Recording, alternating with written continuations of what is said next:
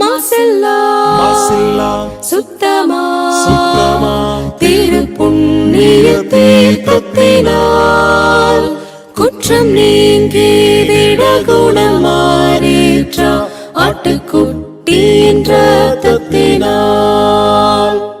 மாசில்லா சுத்தமா திரு புண்ணிய தீர்த்தத்தினால் குற்றம் நீங்கி விட குணமாறேற்ற ஆட்டுக்குட்டியின் ரத்தத்தினால்.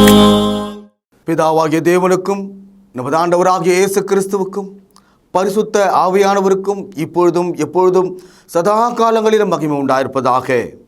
நாம் யாவரும் தேவனை மகிமைப்படுத்தும்படியாக உற்சாகமாக பாடி தேவனை துதித்து அவருடைய நாமத்தை மகிமைப்படுத்துவோமாக.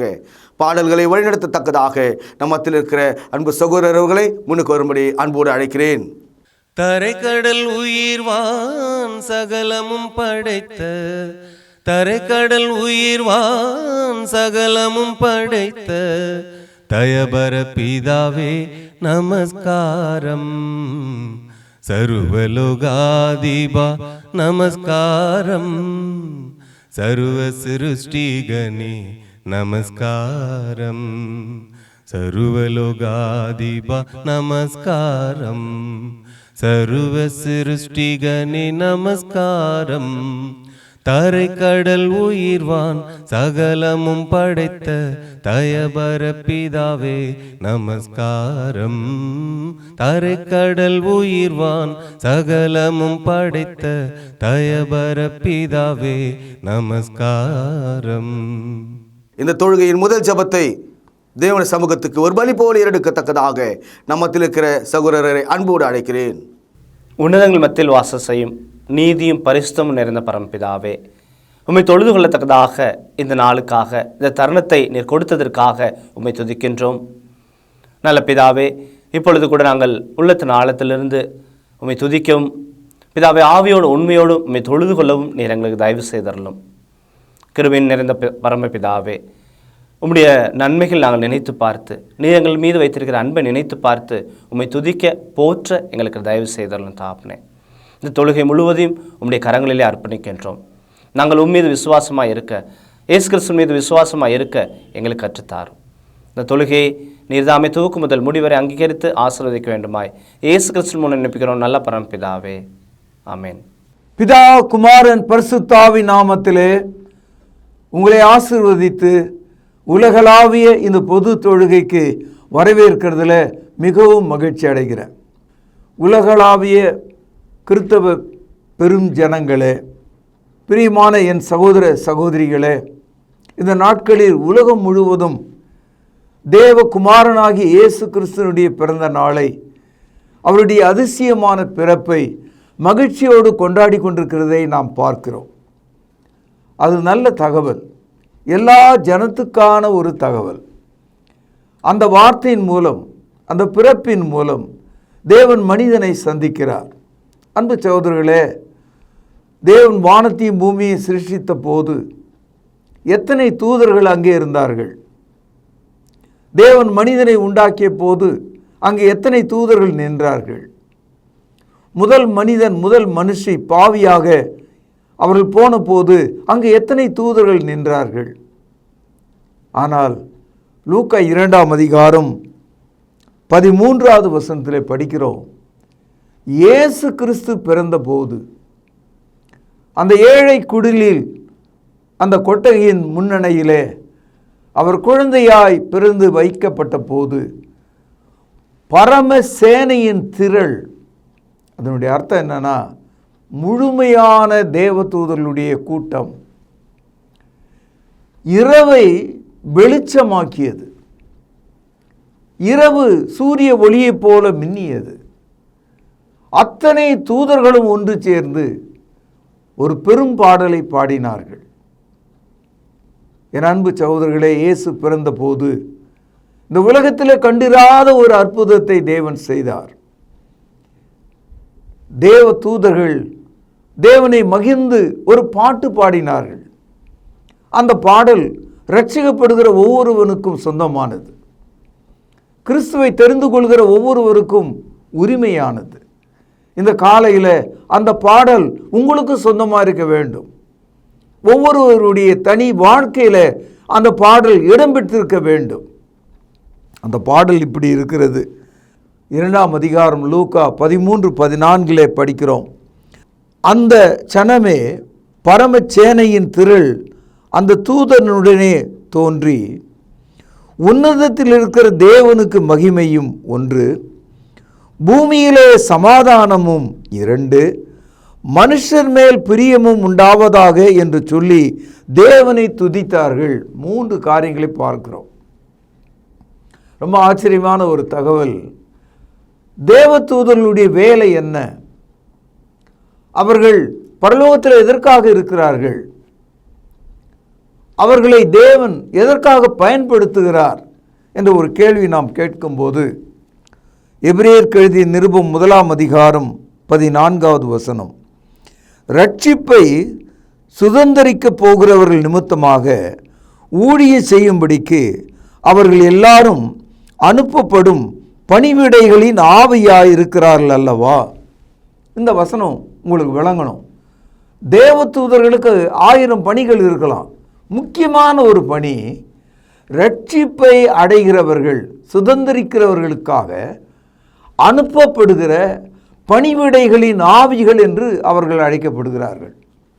என் அன்பு சகோதரர்களே, உலகம் உண்டான வரலாற்று காலத்தை நாம் திருப்பி திருப்பி படித்தாலும் ஒரே ஒரு முறைதான் தேவன் வானத்தை திறந்து தம்முடைய தூதர்கள் அனைவரையும் வெளியே அனுப்பினார்.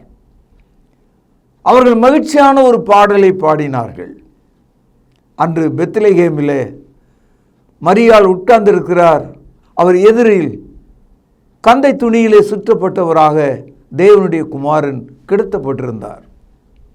இந்த காட்சியை உலகம் முழுவதுக்கு அறிவிக்கத்தக்கதாக, ரட்சிப்பை சுதந்திரிக்க போகிற மக்களுக்காக, உங்களுக்காக, எனக்காக தேவன் தமது தூதர் கூட்டத்தை வெளியே அனுப்பினார். வானம் திறந்தது, வெளிச்சம் உண்டாயிற்று. அதை கண்டவர்கள் ஆச்சரியப்பட்டார்கள். அவர்கள் பாடிய பாடல், உன்னதத்தில் இருக்கிற தேவனுக்கு மகிமை, Glory to God in heaven. என் அன்பு சகோதரர்களே, நமக்கு தேவன் தெரியும் என்ற ஒரு நம்பிக்கை இருக்கிறது. ஆனால் எந்த தேவன், யார் அந்த தேவன்? அவர் சிருஷ்டிகரா? அவரால் எனக்கும் அவருக்கும் இடையில் என்ன உறவு இருக்கிறது என்று தெரிந்து கொள்ளாமலே எனக்கு ஒரு தேவன் இருக்கிறார் என்று நீங்கள் நம்பினால் மோசம் போவீர்கள். தேவன் எங்கே இருக்கிறார்? அந்த மலையிலா, அந்த ஆற்றங்கரையிலா? இல்லை பிரியமானவர்களே, அவர் பரலோகத்தில் இருக்கிறார். வானம் எனக்கு சிங்காசனம், பூமி எனக்கு பாதப்படி, நீங்கள் எப்படிப்பட்ட ஆலயத்தை எனக்காக கட்டுவீர்கள் என்று சொல்கிறார்.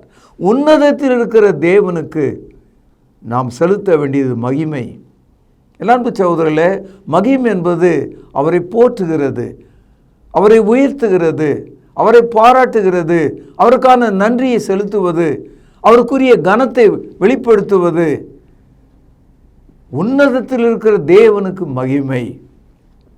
இரண்டாவதாக, ஆதாம் முதற்கொண்டு இயேசு கிறிஸ்துவுக்கு முன்னால் வரைக்கும் இன்றைய தேதி இருக்கிற எல்லா மனிதருக்காகவும் இந்த பூமியிலே சமாதானத்தை தேவன் தந்தார். எல்லா மனுஷனும் சமாதானமற்றிருக்கிறார்கள். தேவனிடத்தில் அவர்களுக்கு சமாதானம் இல்லை. தேவ சமாதானம் இல்லாத மனிதனுக்கு பாவ மன்னிப்பு இல்லை. என் அன்பு சகோதரர்களே, பூமியிலே சமாதானம். இயேசு பிறந்ததனால் பூமியிலே சமாதானம். மூன்றாவதாக, தேவனை விட்டு விலகின ஆதாம் முதற்கொண்டு எல்லா மனிதனும் பிரியமில்லாமற் போனார்கள். They are not pleasing God. இப்பொழுது எல்லா மனுஷருக்கும் தேவனுடைய பிரியம் உண்டாயிருக்கிறது. God's favor on every man now. எல்லா மனிதருக்கும் இந்த பிரியம் கிடைத்திருக்கிறது. 3 தகவல்களை அவர்கள் பாடலாக பாடினார்கள்.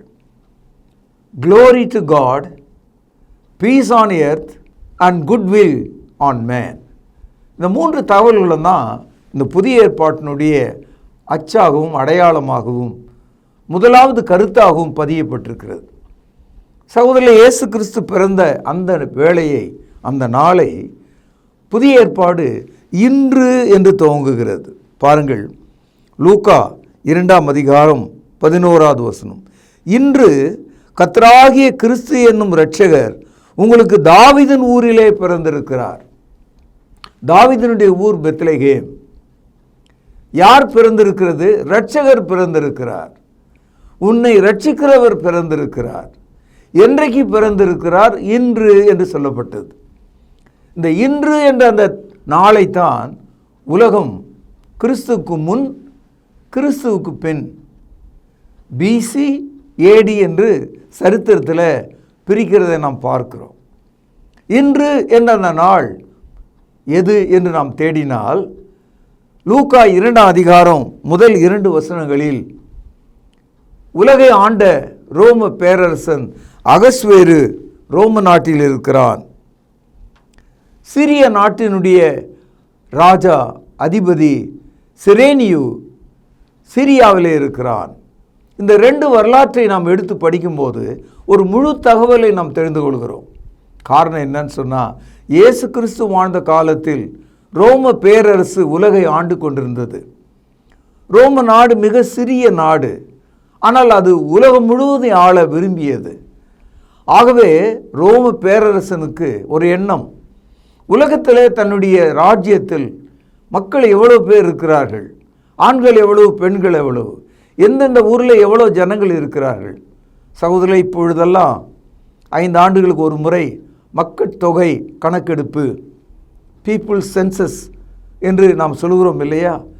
குடியிருப்பு, எத்தனை பேர் நாம் இருக்கிறோம் இந்த பகுதியில் என்று கணக்கெடுக்கிறார்கள் இல்லையா? குடிமதிப்பு எழுதப்படும்படி ஒரு ஆணையை அவன் பிறப்பித்தான், ஒரு கட்டளையை பிறப்பித்தான். அந்த கட்டளையினுடைய சட்டம் என்ன சொல்லுதுன்னா, அந்த ஆட்சியின் கீழே இருக்கிற உலக மக்கள், நீங்கள் எந்த ஊரில் பிறந்தீங்களோ, உங்கள் அப்பா எந்த ஊரில் பிறந்தாரோ, உங்கள் தாத்தா எங்கே இருக்கிறாரோ அங்கே நீங்கள் போயிடணும்.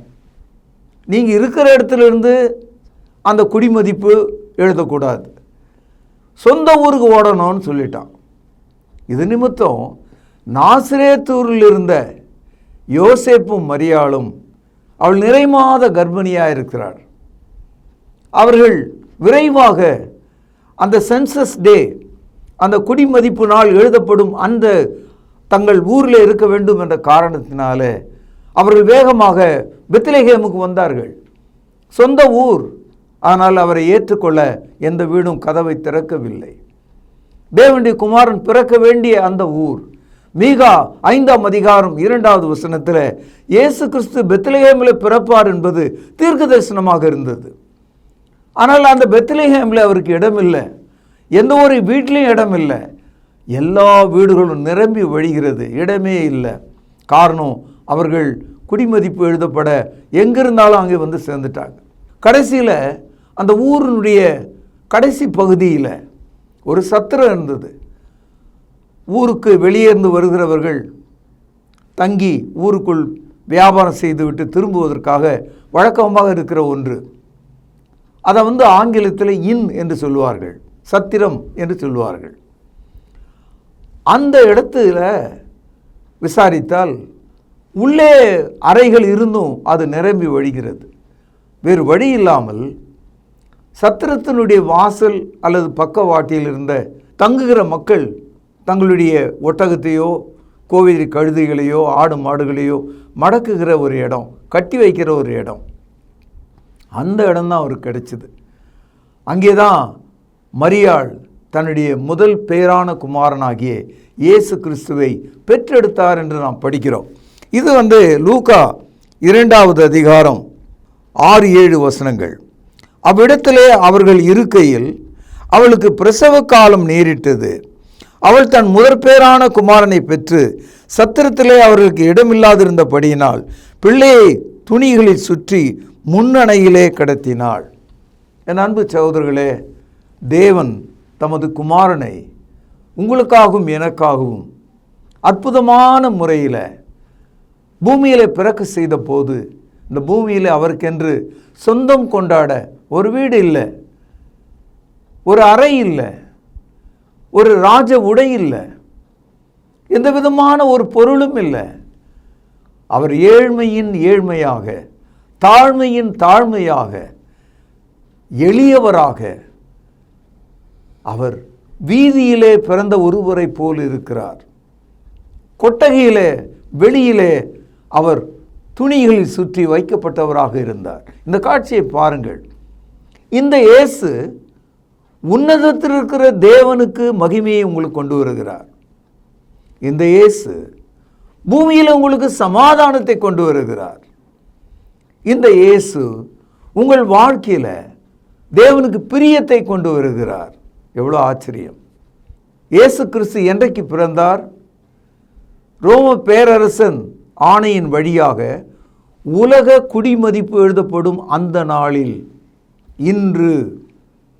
அப்படியானால் இயேசு கிறிஸ்து 1 டிசம்பர் மாத கடைசி தேதியில் பிறந்திருக்க வேண்டும். அப்படியானால் ஏன் நாம் டிசம்பர் 25 என்று குறித்திருக்கிறோம்? அதுக்கு ஒரு காரணம் இருக்கிறது. 6வது நூற்றாண்டில் கிரிகேரியன் கேலண்டரை உலகத்துக்கு அறிமுகப்படுத்தினவர்கள் மாதத்தில் சில நாட்கள் 31, சில நாட்கள் 28 என்று இருக்கிறதுனால அதையெல்லாம் கணக்கிட்டு 5 நாளை குறைத்து டிசம்பர் மாதம் 25ஆம் தேதி என்று யூகித்து அந்த பொதுவான நாளை நமக்கு கொடுத்தார்கள். நம்முடைய பிரச்சனை அவருடைய பிறந்த தேதியில் அல்ல, ஆனால் பிறந்ததற்கான அடையாளமும் ரெக்கார்ட், அதற்கான பதிவும் இருக்கிறதை நீங்கள் பார்க்க வேண்டும். இயேசு கிறிஸ்து பிறந்த அந்த நாள் தான் உலக குடிமதிப்பு எழுதப்பட்ட நாள். அந்த நாள் தான் கிறிஸ்துவுக்கு முன், கிறிஸ்துவுக்கு பின் என்று இன்று வரைக்கும் காலத்தை 2ஆக பிரித்து காண்பிப்பதை நாம் படிக்கிறோம்.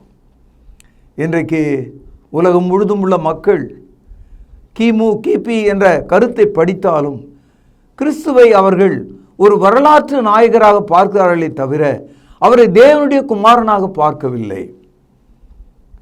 அவர் மூலமாய் பிதாவாகிய தேவனுக்கு மகிமை செலுத்தும்படியாக பார்க்கவில்லை. அவர் மூலமாய் உண்டாயிருக்கும் சிலுவையினால் உண்டான அந்த சமாதானத்தை அவர்கள் பார்க்கவில்லை. அவருடைய கீழ்ப்படிதலாகி உயிர்த்தெழுதல் மூலம் தேவன் நமக்கு உண்டாக்கின திருச்சபையின் வழியாக தேவனுக்கு பிரியமா இருப்பதை அவர்கள் புரிந்து கொள்ளவில்லை. என் அன்பு சகோதரர்களே, இந்த நாளில் நீங்கள் கேட்ட இந்த செய்தி ஒரு வரலாற்றை கீறல் போட்டு நமக்கு காண்பிக்கிறது, துளை போட்டு நமக்கு காண்பிக்கிறது, ஒரு பெரும் பள்ளத்தாக்கை காண்பிக்கிறது. நீங்கள் அதை நன்றாக புரிந்து கொள்ளலாம். Jesus was born on the very first day of the world census done by the Roman Empire. இன்று அவர் தாவீதின் ஊரிலே கர்த்தராகிய இயேசு கிறிஸ்து பிறந்திருக்கிறார், உங்களுக்காக பிறந்திருக்கிறார். எவ்வளோ அருமையான செய்தி! என் அன்பு சகோதரர்களே, இந்த செய்தி அன்றைக்கு இருந்த மக்களுக்கு, அன்றைக்கு இருந்த மெய்ப்பொருளுக்கு மட்டுமல்ல, உங்களுக்கும் எனக்கும் எல்லாருக்கும். பாருங்கள், லூக்கா 2வது அதிகாரம் 10வது வசனம். தேவதூதன் அவர்களை நோக்கி, பயப்படாதிருங்கள், இதோ எல்லா ஜனத்துக்கும் மிகுந்த சந்தோஷத்தை உண்டாக்கும் நற்செய்தியை உங்களுக்கு அறிவிக்கிறேன். எல்லா ஜனத்துக்கும். புதிய ஏற்பாட்டில் மத்தேயு 28வது அதிகாரம் 19வது வசனத்தில் எல்லா ஜனத்துக்குமான ஒரு நற்செய்தியை கிறிஸ்து தமது அப்போஸ்தலரிடத்தில் கொடுத்தார். அந்த நற்செய்தியாகிய சுவிசேஷத்தை உலகம் முழுவதும் கொண்டு செல்லும்படியாக கேட்டுக்கொண்டார். அப்பொழுது அவர்களை நோக்கி, நீங்கள் உலகம் முழுவதும் புறப்பட்டு போய் சர்வ இனத்தாரையும் சீஷராக்கி அவர்களுக்கு பிதா குமாரன் பரிசுத்தாவின் நாமத்திலே ஞானஸ்தானம் கொடுத்து நான் உங்களுக்கு உபதேசித்த யாவற்றையும் அவர்கள் கைக்கொள்ளும்படி அவர்களுக்கு கட்டளையிடுங்கள் என்றார். இந்த நற்செய்தி உலகத்தில் உள்ள எல்லா மனிதருக்கானதாக இருக்கிறது. என் அன்பு சகோதரர்களே, இன்றைக்கு உலகம் முழுவதும் பண்டிகை கொண்டாடுகிற கிறிஸ்தவர்களும் மற்றவர்களும் கிறிஸ்துவை ஒரு பிளாஸ்டிக் பொம்மையாக பார்க்காமல், ஒரு மரஞ்செடியாக பார்க்காமல், அல்லது ஒரு தாத்தாவாக பார்க்காமல், நீங்கள் அவரை இரட்சகராக பார்க்க வேண்டும். அவர் மூலமாய் நீங்கள் தேவனிடத்தில் மகிமை செலுத்துகிறவராய் பார்க்க வேண்டும். அவர் மூலமாய் நீங்கள் தேவ சமாதானத்தை பெறுகிறவர்களாய் பார்க்க வேண்டும். அவர் மூலமாய் நீங்கள் தேவனிடத்திலே பிரியமானவர்களாய் இருக்கும்படி பார்க்க வேண்டும். அதுதான் உண்மையான கிறிஸ்து பிறப்பின் மகிழ்ச்சியாக இருக்க முடியும். ரோமருக்கு எழுதிய நிருபம் 1வது அதிகாரம் 19வது வசனம். கையில் ஒரு பேனா இருக்குமானால் அந்த வசனத்தை சுழியிடுங்கள். தேவனை குறித்து அறியப்படுவது அவர்களுக்குள்ளே வெளிப்படுத்தப்பட்டிருக்கிறது, தேவனே அதை அவர்களுக்கு வெளிப்படுத்தி இருக்கிறார். அநேக சமயத்தில் இந்த கிறிஸ்து பிறந்த நாளை புரிந்து கொள்ளாத மக்கள் ஒரு மிருகத்தை போல மாறிவிட்டார்கள். சாப்பிடுவதும் குடிப்பதும் குதூகலிப்பதும் கொண்டாட்டமாக இருப்பதும் தான் கிறிஸ்தவம்னு நினச்சிட்டாங்க. தேவனை அறிந்து கொள்வது கிறிஸ்தவமாக இருக்கிறது. ஒவ்வொரு மனிதனுக்குள்ளும் தேவன் தன்னை வெளிப்படுத்தி இருக்கிறாராம். இந்த நற்செய்தியை God revealed to each of every man on the face of the earth. ரோமருக்கு எழுதிய நிருபம் 1வது அதிகாரம் 21வது வசனத்தை பாருங்கள். அவர்கள் தேவனை அறிந்தும் அவரை தேவன் என்று மகிமைப்படுத்தாமலும், கவனிங்க, ஸ்தோத்திரியாமலும் இருந்து தங்கள் சிந்தனைகளினாலே வீணரானார்கள். உணர்வில்லாத அவளுடைய இறுதியும் இருளடைந்தது. சகோதரர்களே, இயேசு கிறிஸ்துவனுடைய பிறப்பை தேடுகிற மக்கள், விசுவாசிக்கிற மக்கள், கொண்டாடுகிற மக்கள் தங்கள் இருதயம் இருளடையாதபடிக்கு உணர்வுள்ள இருதயம் உள்ளவர்களாக இருக்க வேண்டும். தேவனை மகிமைப்படுத்துகிறவர்களாக இருக்க வேண்டும். பாருங்கள், ரோமருக்கு எழுதிய நிருபம் 1ஆம் அதிகாரம் 23வது வசனம். அழிவில்லாத தேவனுடைய மகிமையை அழிவுள்ள மனுஷர்கள், பறவைகள், மிருகங்கள், ஊரும் பிராணிகள் ஆகிய இவைகளுடைய ரூபங்களுக்கு ஒப்பாக மாற்றினார்கள். இயேசு கிறிஸ்துவனுடைய பிறப்பை கொண்டாடும் போது அவரை சீனாவில் செய்த ஒரு பிளாஸ்டிக் பொம்மையாக மாற்ற முடியாது. ஒரு உருவ வழிபாடு நீங்கள் செய்ய முடியாது. கல்பத்தரு மரத்தை போல ஒரு மரத்தை நாட்ட முடியாது. கேளிக்கைக்கார ஒரு சாந்த கிளாஸை நீங்கள் அங்கே கொண்டு வர முடியாது. இயேசு கிறிஸ்துடைய பிறப்பை கொண்டாடுகிறவர்கள் ஒரு விக்கிரக வழிபாடுகளுக்கு செல்ல முடியாது. தேவனுடைய மகிமையை அழிவுள்ள மனுஷர்கள், பறவைகள், மிருகங்கள், ஊரும் பிராணிகள் இவைகளுடைய ரூபங்களுக்கு ஒப்பாகக்கூடாது. இது தேவனுடைய வார்த்தை சகோதரர்களே. அது மாத்திரம் அல்ல, ரோமருக்கு எழுதிய நிருபம் 1ஆம் அதிகாரம் 25வது வசனம். தேவனுடைய சத்தியத்தை அவர்கள் பொய்யாக மாற்றி சிருஷ்டிகரை தொழுது சேவியாமல் சிருஷ்டியை தொழுது சேவித்தார்கள். அவரோ என்றென்றைக்கும் ஸ்தோத்திரிக்கப்படத்தக்கவர். ஆமேன். இந்த அருமையான நாளில் நாம் தேவனை மகிமைப்படுத்தி அவரை தொழுது கொள்வது நம்முடைய அடையாளமாக இருக்க வேண்டும். புதிய ஏற்பாட்டில் நமக்கு கொடுக்கப்பட்ட சத்தியத்தின்படி நாம் நடக்க வேண்டும். ஆனால் சில ஜனங்கள், ஒரு கூட்டம் இந்த உலகம் முழுதும் கிறிஸ்துவனுடைய பிறப்பை விக்கிரக வழிபாடாக மாற்றி வந்ததை நீங்கள் பார்க்கலாம். தேவனுடைய சத்தியத்தை நீங்கள் பொய்யாக மாற்றலாமா? வரலாற்றை திரிக்கலாமா? வேதாகமத்தில் சொல்லப்படாத கருத்துக்களை நீங்கள் கொண்டு வரலாமா? ஆகவே அன்பு சகோதரர்களே, ரோமருக்கு எழுதிய நிருபம் 14வது அதிகாரம் 17வது வசனத்தை பாருங்கள். தேவனுடைய ராஜ்யம் புசிப்பும் குடிப்பும் அல்ல, அது நீதியும் சமாதானமும் பரிசுத்தாவினால் உண்டாகும் சந்தோஷமாக இருக்கிறது. Of course the birth of Christ is a great joy. இயேசுனுடைய பிறப்பு மிகப்பெரிய சந்தோஷம். அது சாப்பாட்டினால, புத்தாடையினால, குடி வெறியினால, பாவ செயல்களால் உண்டாகும் சந்தோஷம் அல்ல. பரிசுத்தாவிக்குள் நீங்கள் கொண்டிருக்கிற சந்தோஷமே அது. பரிசுத்தாவிக்குள்ளே தேவனை மகிமைப்படுத்துகிற ஒரு சந்தோஷம். அப்படிப்பட்ட ஒரு சந்தோஷம் உங்களுக்கு உண்டாகும்படி உங்களுக்கும் உங்கள் உறவினருக்கும் உங்கள் திருச்சபையும் நான் வாழ்த்தி இந்த நற்செய்தியை நான் இங்கே நிறைவு செய்கிறேன். பிரார்த்தனை செய்வோம். பரிசுத்த நிறைந்த தகப்பனே, ஆண்டவராயிருக்கிற இயேசு கிறிஸ்துவனுடைய பிறப்பு உலக வரலாற்றை மாற்றியது. 1000-10,000 தூதர்கள் பாடிய பாடல்கள் எங்கள் இருதயங்களில் கேட்கிறது. உன்னதத்தில் இருக்கிற தேவனுக்கு மகிமை, பூமியிலே சமாதானம், மனுஷர் மேல் பிரியம் என்ற அந்த கருத்து, அந்த சத்தியம் எங்களை உலுக்குகிறது, எங்களை மாற்றுகிறது, எங்கள் உடலை சிலிர்க்க செய்கிறது. அப்பா பிதாவே, நாங்கள் உமது சத்தியத்தின்படி நடக்கவும் மெய்யான ஆவியினால் உண்டாகும் சந்தோஷத்தை அனுபவிக்கவும் எங்களை ஆசீர்வதியும். இயேசுவின் நாமத்தில் ஜெபம் கேளும் ஜீவனுள்ள எங்கள் நல்ல பிதாவே, ஆமென்.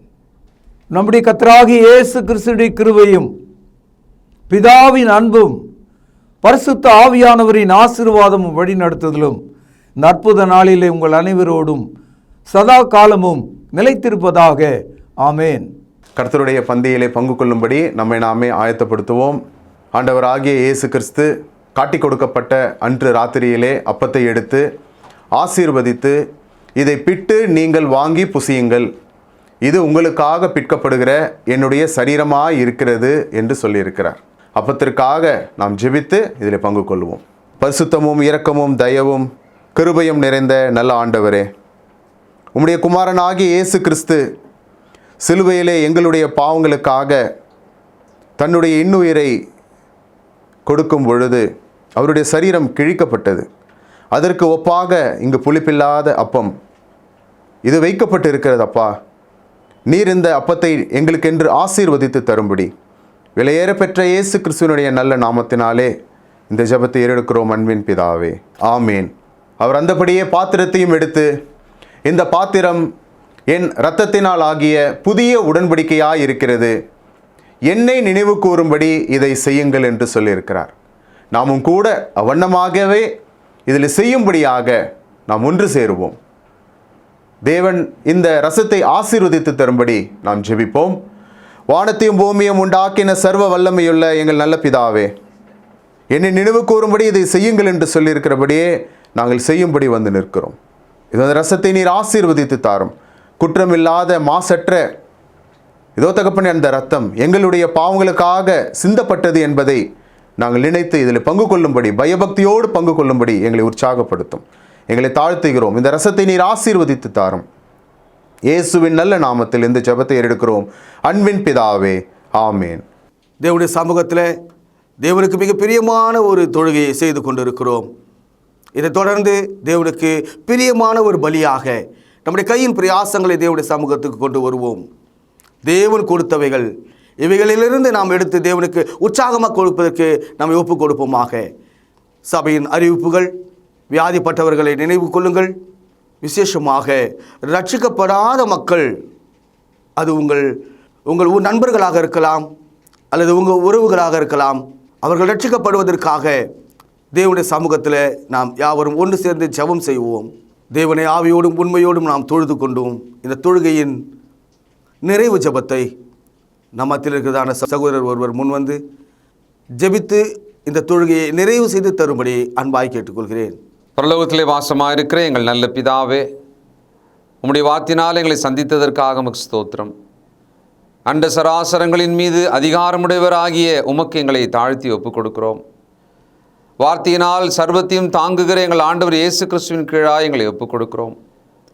நாங்கள் எதையுமே செய்ய முடியாது, ஆனால் பரிசுத்த ஆவியின் பலத்தினாலே செய்ய முடியும் என்பதனால் அந்த பரிசுத்த ஆவியானவருடைய ஆளுகைக்கு எங்களை ஒப்புக் கொடுக்கிறோம். தொடர்ந்து எங்களையும் எங்கள் வீட்டாரையும் பிள்ளைகளையும் ஆசீர்வதிப்பீராக. வியாதியை சுகமாக்கும், பலவீனங்களை நீக்கும், பலவிதமான பாரங்களில் நின்று விடுதலை செய்யும். உம்முடைய மக்களுக்கு வேண்டிய சமாதானத்தை தாரும். ஆண்டவர் இயேசு கிறிஸ்துவின் மூலமாகவே நாங்கள் பிழைக்கிறோம், அவருடைய கிருபையினால் வாழுகிறோம். உம்மையை கனப்படுத்தி ஸ்தோத்திரித்து ஆண்டவரும் இரட்சகரும் ஆகிய இயேசு கிறிஸ்துவின் புண்ணிய நாமத்தில் துதித்து ஜெபிக்கிறோம் நல்ல பிதாவே, ஆமென்.